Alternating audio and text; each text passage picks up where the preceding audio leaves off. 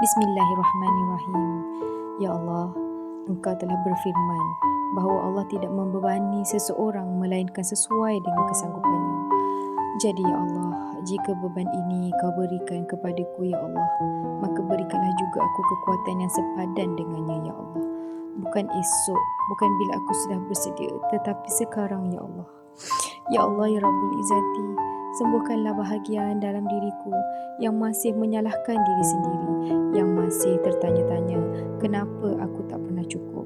Ya Allah, gantikanlah rasa bersalah itu dengan ketenangan, gantikanlah soalan-soalan itu dengan kebenaran. Ya Allah, Engkau juga berfirman bahawasanya janganlah kamu berputus asa daripada rahmat Allah.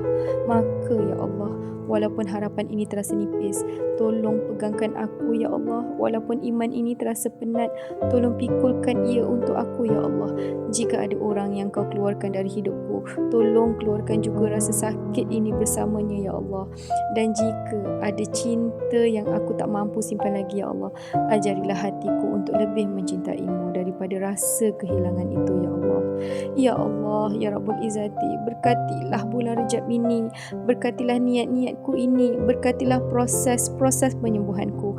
Walaupun ia perlahan ya Allah, jadikanlah aku seseorang yang mampu bertahan tanpa menjadi pahit, yang masih mampu mencintai tanpa kehilangan diriku sendiri ya Allah, dan yang terus percaya kepadamu walaupun jawapan terasa lambat.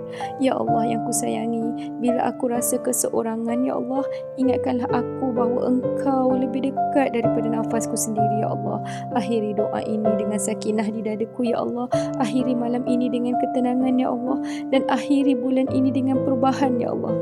Jika suatu hari nanti aku tak tahu lagi bagaimana mahu berdoa ya Allah, tolong fahami juga diamku ini ya Allah.